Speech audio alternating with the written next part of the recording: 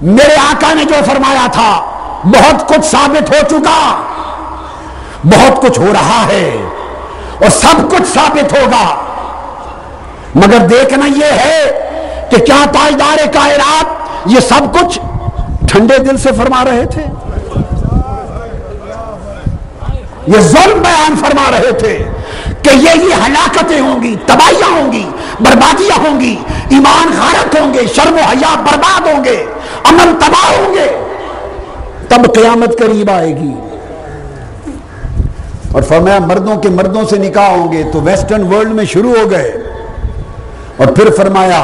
عورتوں کے عورتوں سے نکاح ہوں گے، یہ بھی مغربی دنیا میں شروع ہو گئے۔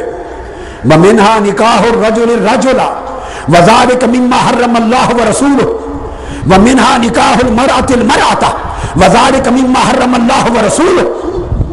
یہ حدیث پڑھ رہا ہوں۔ یہ گے سوسائٹی اور یونیسیکسول سوسائٹیز کا قیام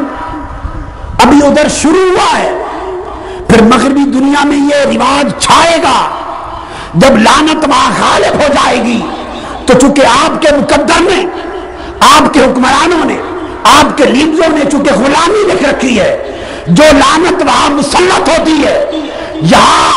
سامراج طاغوتی پلید طاقتوں کے ایجنٹ مقرر اس لیے ہے کہ وہ ایمان کو جڑ سے کاٹ دیں، اسلام کا تشخص ختم کر دیں، اسلام کا نظریہ مٹا دیں، اسلام کی غیرت کو ختم کر دیں۔ جو چیز وہاں رواج پا جائے اب نئے فیشن کے نام پہ وہ پھر یہاں بھی درآمد کر دیں۔ درآمد کیسے ہوگی وہ بھی بتا دوں کہ جب یہ نکاح وہاں ہونے لگ جائیں گے پھر آپ کے ڈرامے بنیں گے اس موضوع پر۔ لکھ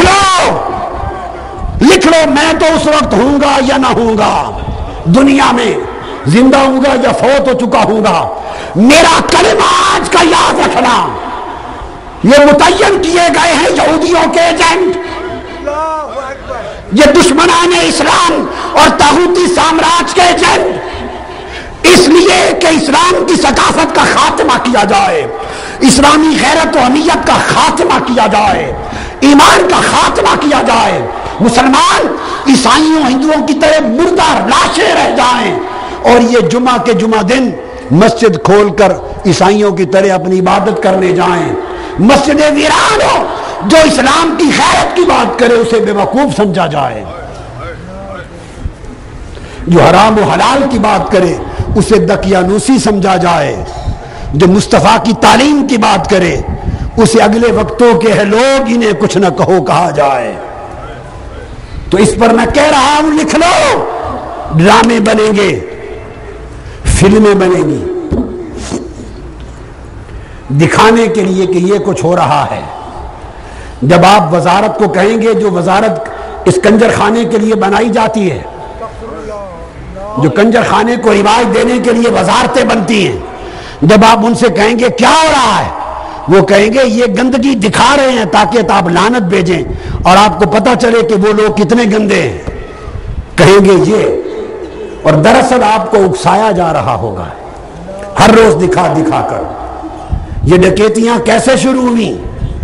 یہ ٹی وی کے فلموں ڈراموں نے راستے دکھائے، تو وہ پھر روز ٹی وی ڈرامے اور فلمیں چلیں گی، رفتہ رفتہ یہ راستہ ہموار ہوگا، پھر دیکھیں گے سوسائٹی میں رد عمل نہیں ہے، رد عمل نہیں ہے، پھر رفتہ رفتہ اکا دکا واقعات کروائیں گے، آہستہ آہستہ جب دیکھیں گے غیرت مرتی جا رہی ہے پھر کہیں گے بھئی آزادی ہے، ان کی مرضی کرتے ہیں، کرنے دو، ہمیں کیا۔ اس طرح کر کے آپ کو پورے کفر کی لپیٹ میں دے دیا جائے گا۔ اس لیے میری دانش میں آج سب سے بڑے کفر، سب سے بڑی بے حیائی،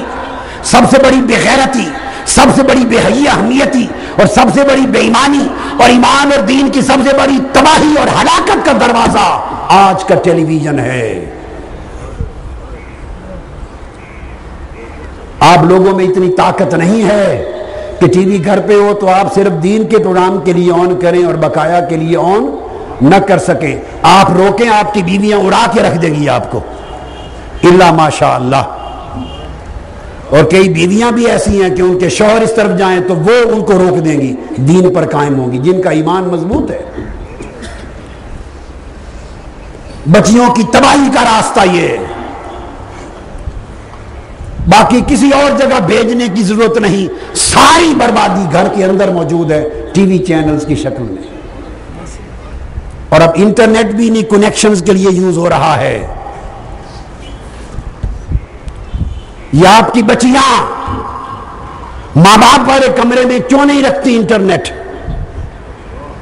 وہ الگ کمروں میں اپنا انٹرنیٹ کیوں رکھتی ہیں؟ یہ پرانے وقتوں کے ماں باپ میجورٹی جڈو ہے، جڈو۔ آپ کو 2 ٹکے کی خبر نہیں ہے